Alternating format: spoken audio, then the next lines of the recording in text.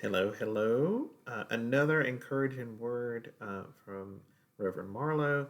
I give honor to God first and to everyone who watches this. I pray that your blessing from the Lord comes and shows up uh, exactly when it's precisely needed.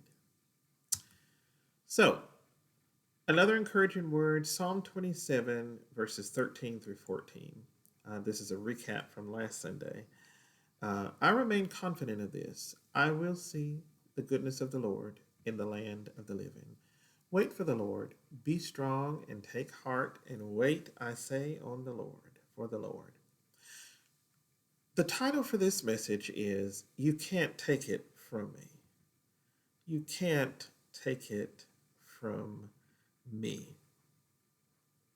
Harriet Tubman said, I never run my train off the track and never lost a passenger. And I think about that when she said that, and it is fascinating to realize that someone who was an enslaved person themselves helped other people escape the bondage.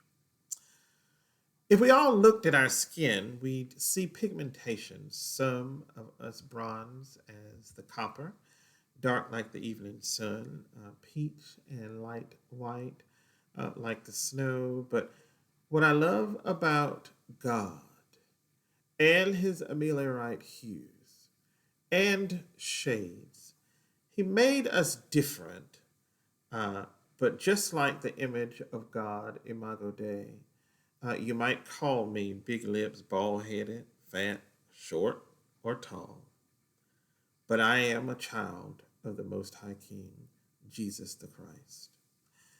The leader of the free world shared a very racist commentary. You might can take my smile, but you can't take my dignity. I look forward and around and see many of us that had to really, really fight for what they are today.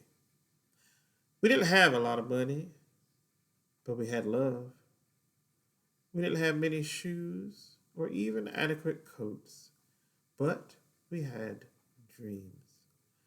Every great dream begins with a dreamer. Always remember you have within you the strength, the patience, and the passion to reach for the stars to change the world. Harriet Tubman. When I met Erica, we chuckle about this every now and then. Her favorite coat was a green jacket from her father's job, which was cowing at that time. And I tear up, and I teared up thinking about it because I remember how much love she had for the coat. Not Prada, not Coach, not even Gucci. But it meant the world to her because it came from her dad. Which preached to me the best is in packages that may not have the best on the outside. Why do I say it that way? Because I'm so grateful that God allowed me to cross her path. Her brilliance and grace. You couldn't take her smile away. It hurts me to see so many of our boys and girls doing the best they can, studying like others, but yet we still can't get above being called second class or even equated to monkeys. It makes me sad to think that blood in our veins, no matter what the color or race, still bleed red. We are all children of God. You can't take my dignity. You just can't take it from me. It being my dignity seemed like dignity is up for sale. Dignity is put up under pressure. There are some things life can take from you. It can take your money. It can take your titles. It can take your comfort. It can take seasons and turn you upside down. But there's one thing it can take, unless you hand it over, and that is my dignity. There is one thing, and you can't take it away. This joy that I have, the world didn't give it to me, and the world can't take it away. David writes Psalm 27 not from ease, but from exposure. Exposure from enemies, fears, warfare, waiting. And yet the psalm opens with confidence, not panic. The Lord is my light and my salvation. Whom shall I fear? This is not denial, but this is real courage. The devil and his workers are working hard, working overtime, but always remember, light will always shine brighter than fear. The first three verses of this passage of Psalm 27, um, fear doesn't remove dignity, losing perspective does. Don't lose sight of who you are. Looking at these small distractions like a meme. David names fear without submitting to it. Science confirms that David practiced fear, overwhelmingly fear.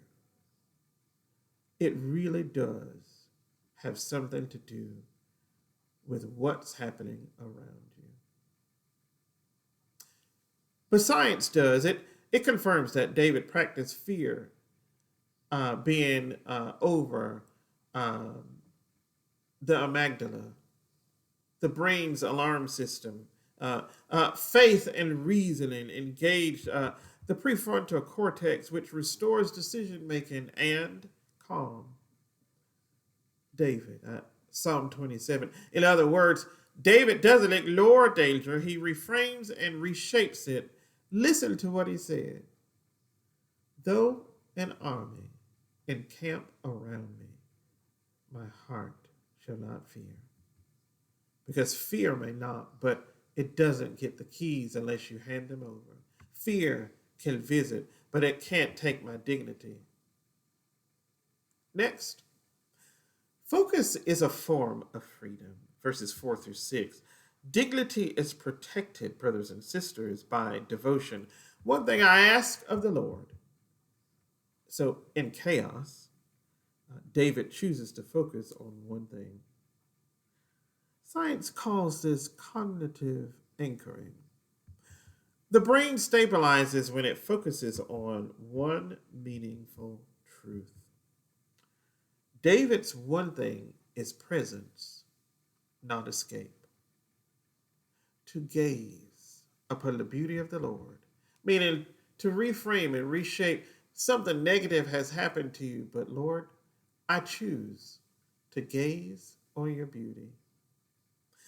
Dignity grows when we refuse to be defined by a single threat, refuse to scatter our attention, refuse to forget who we are in God.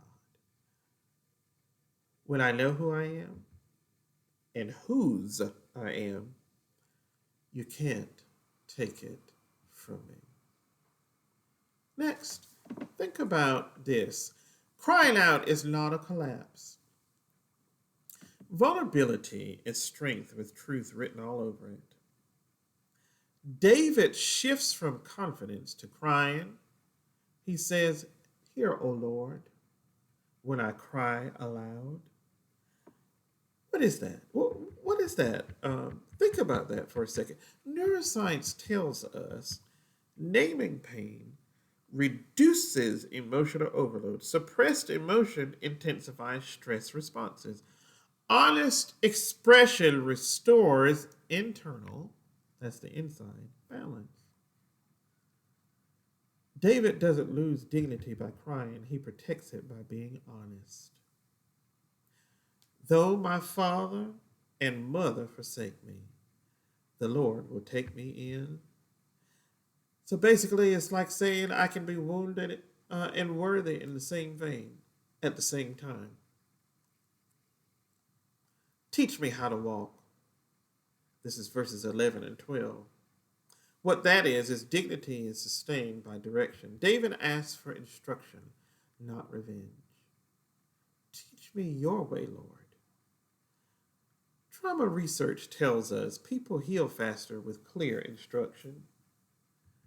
David knows if I walk God's way, no enemy can redefine who I am. In other words, you can attack my body, but you can't rewrite my character.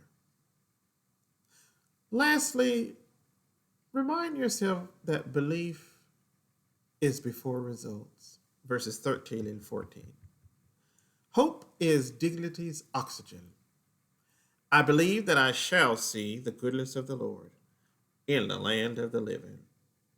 David believes before he sees. Science is calling this anticipatory resilience. In other words, hope strengthens your immune system. Expectation rewires stress pathways. Waiting with purpose reduces your despair. Wait for the Lord. Be strong. Waiting is not weakness. Waiting is strength under construction. You can take my comfort, but you can't take my dignity. You can take my season, but you can't take my dignity. You can take my reputation, but you can't take my dignity. They stripped Jesus. They mocked him. They nailed him to a cross. But they never took his dignity, because dignity isn't what's on you, it's what's in you and who stands with you. And when God is at your right hand and is your light and your salvation and your stronghold, you just can't take it from me.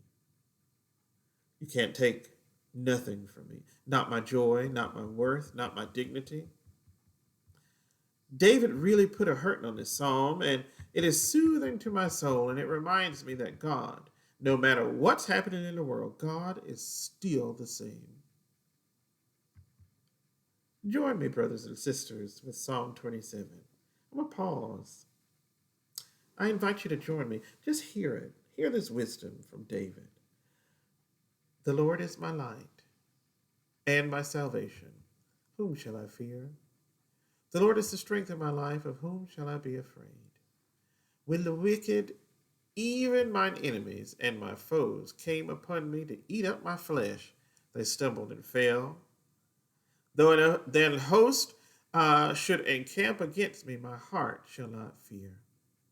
The war should rise against me, in this will I be confident. One thing have I desired of the Lord, that will I seek after, that I may dwell in the house of the Lord all the days of my life, to behold the beauty of the Lord, and to inquire in his temple. For in the time of trouble he shall hide me in his pavilion. In the secret place of his tabernacle shall he hide me. He shall set me high upon a rock. And now shall mine head be lifted up above mine enemies round about me. Oh.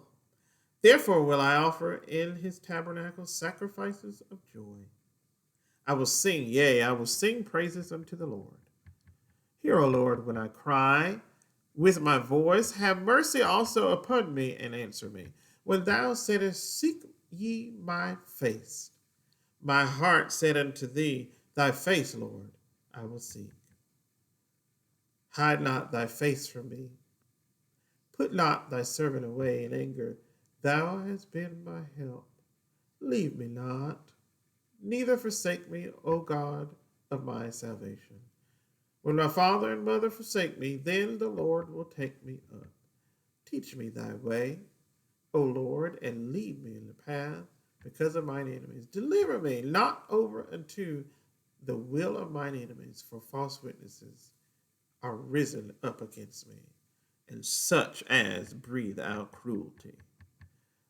I had fainted, unless I had believed to see the goodness of the Lord in the land of the living. Wait on the Lord. Be of good courage, and he shall strengthen thine heart. Wait, I say, on the Lord. Amen. Lord, I've done what you told me to do, and my soul is satisfied.